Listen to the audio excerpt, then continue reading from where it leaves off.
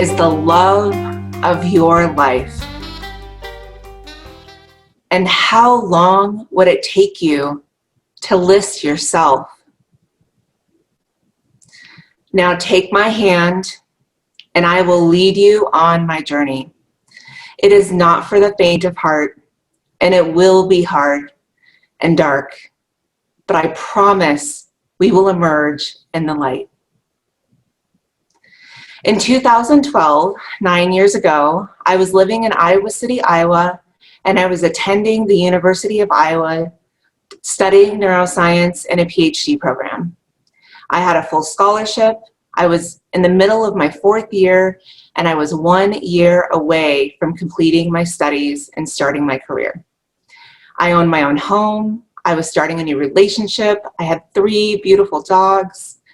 My life was amazing, and I was happy, and my future was bright.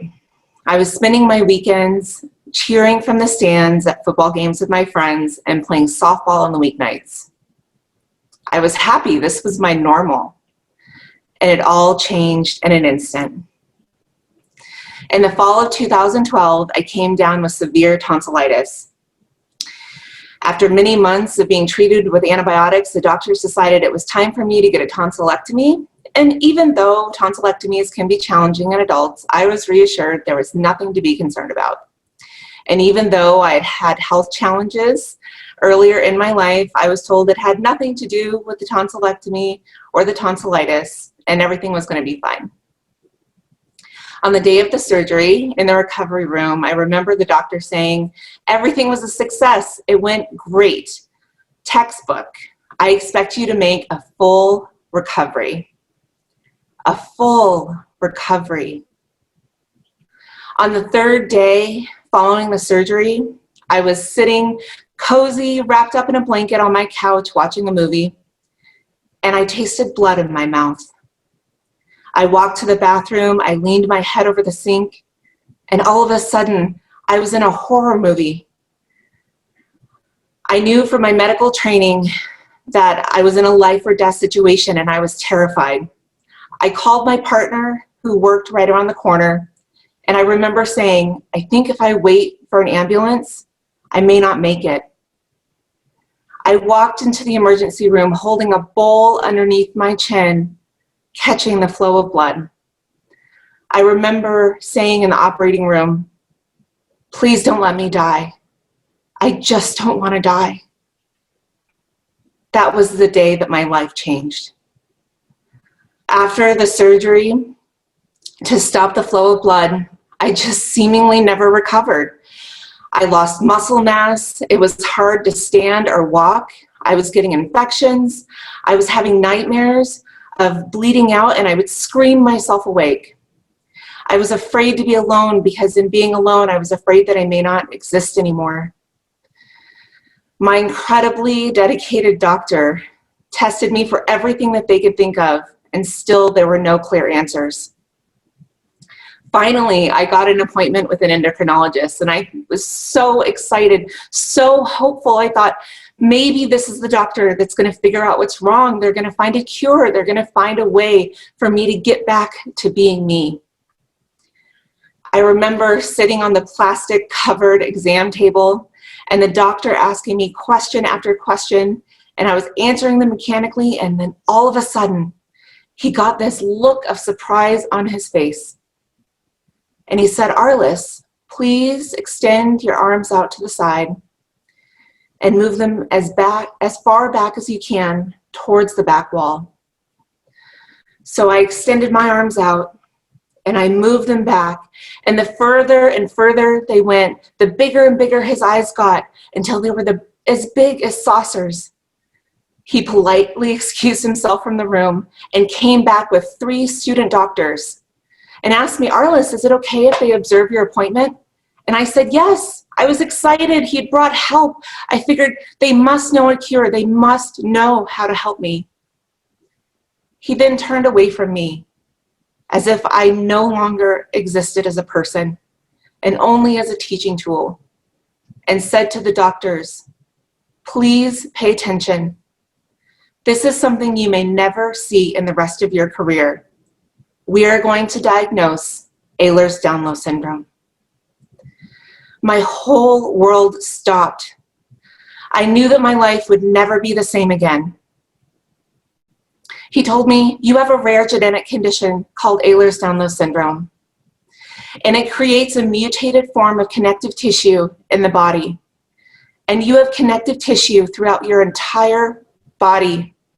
You should have been diagnosed as a child. All of your previous health concerns are due to the EDS. You have progressed so far into complications. It is my professional opinion that you should leave your PhD program and move to live with family. There are no specific treatments. There is only symptom management. I don't expect you to live past the age of 30. There is no cure. There is no cure. It ringed in my head over and over. There is no cure. All of the hope drained out of me in that moment. I felt a flush of shame go up my face. My body had failed me. I wanted to peel my body off of my soul. Anger, defeat, and betrayal coursed through me. I gave up. I was 28 years old and I was going to die. In the following 4 weeks, I did leave my PhD program, and through the extraordinary effort of my advisor, I was awarded a master's degree. It was a miracle. I sold my home. I found homes for my dogs. I sold 95% of my possessions. At the age of 28, I was pretty materialistic, and I had this beautiful shoe closet. Let me tell you about my beautiful shoe closet. In Iowa City, Iowa, I had a closet filled to the top with over 200 pairs of shoes, organized by color and style, each one of them lovingly placed in plastic bins with pictures of them on my feet on the outside. It was a collection I had curated for years. It was part of my identity. And through the process of selling my possessions, I kept 4 pair. And I don't even know how I chose those 4 pair. In that moment, I realized I was not only losing my health, I was losing my identity. I put those 4 pairs of shoes, a few boxes, a brooch from my mother's mother, and a chair that had been sawed into by my father when he was a child into a very small shipping container. And I moved to Hawaii.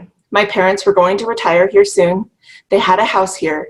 And I figured if I moved to Hawaii, I wouldn't have to move again. For the first 6 months, I completely gave in to what the doctor had told me was my future or lack of future. I grieved the loss of my life while struggling to complete the daily tasks of feeding and grooming myself. My partner, my parents, my friends did everything they could to give me care, financially support me, and meet my needs. They gave me love. But I had fallen out of love with myself.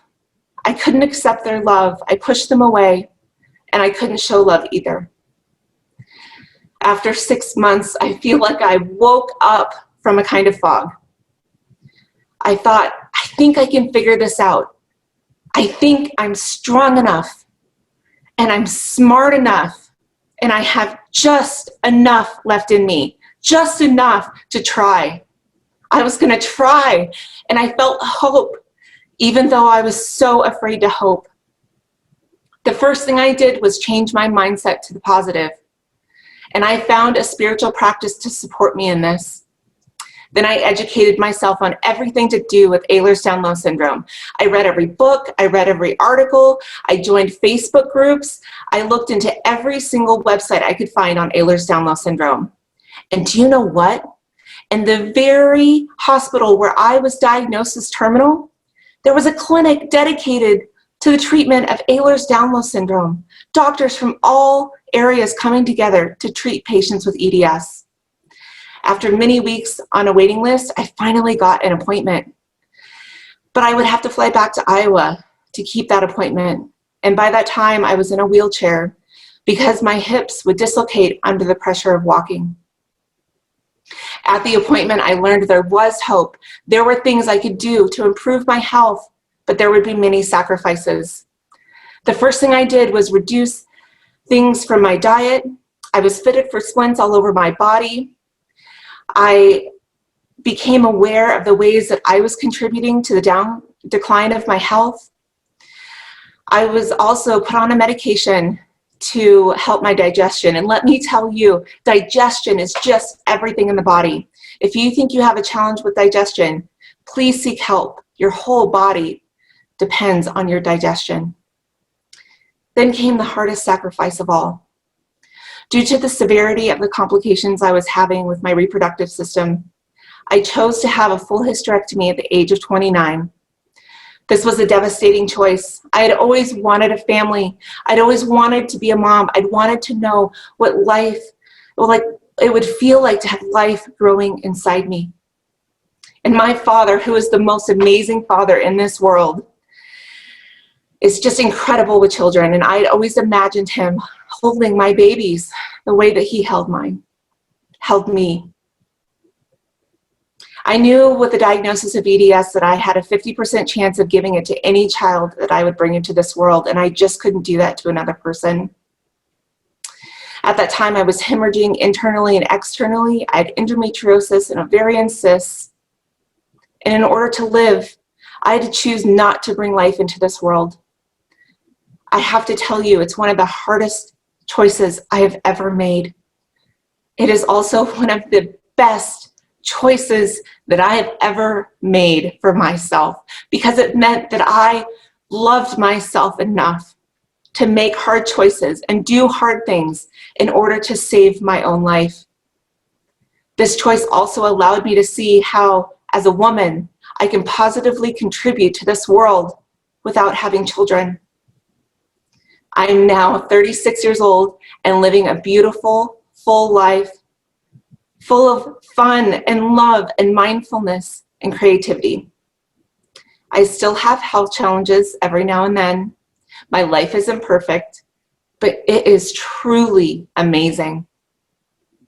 Sometimes we must dive into the darkness to see the brightest light, and I have dived deep into the darkest parts of my journey to find the pearls of wisdom, the truths I learned from being diagnosed as terminal. The first truth is, trust your inner wisdom. Become the most knowledgeable person in the room when it comes to your health. Research, learn everything you can about your health so that you can go to doctor's appointments as a peer instead of a patient. Create a partnership with your doctor. And if your doctor does not want to engage in that partnership, find a new doctor. Use this knowledge to advocate for yourself and as a form of strength to trust your inner wisdom. 4 months prior to the tonsillectomy surgery, I was doing a rotation in the physical therapy department, and I was studying connective tissue disorders, and I found the diagnostic criteria for EDS. I asked the doctor I was shadowing, could I possibly have EDS? Because I saw similarities in my medical history. The doctor said, absolutely not. You would have been diagnosed as a child. I took their word as law, and I disregarded my own inner intuition. I know now that my intuition and yours is just as important, if not more so, than anything in a medical text.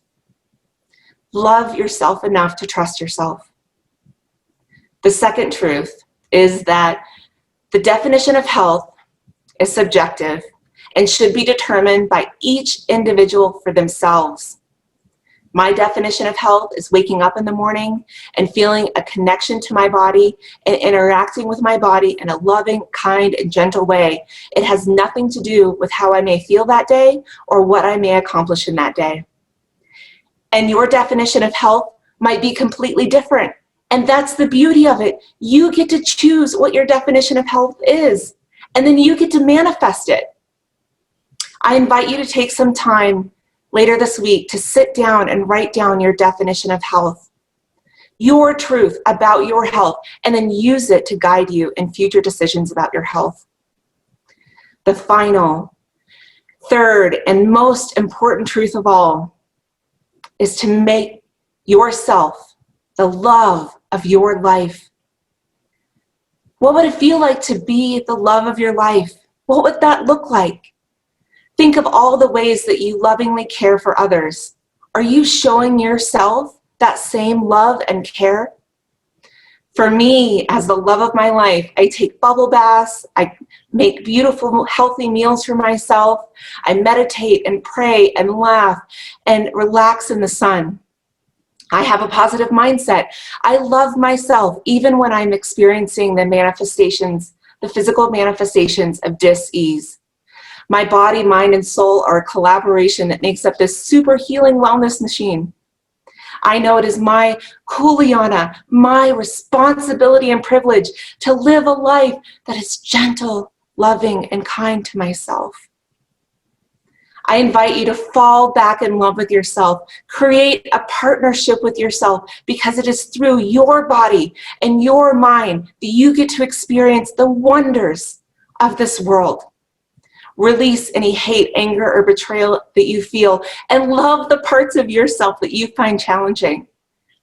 And thank them. Thank them for letting you know that something is out of alignment. Know that the more that we listen to our body, the less it has to turn up the volume to get our attention. You are the best friend that you will ever have. The love that you can experience with yourself is the deepest love that you can experience. Let me ask you again. Who is the love of your life?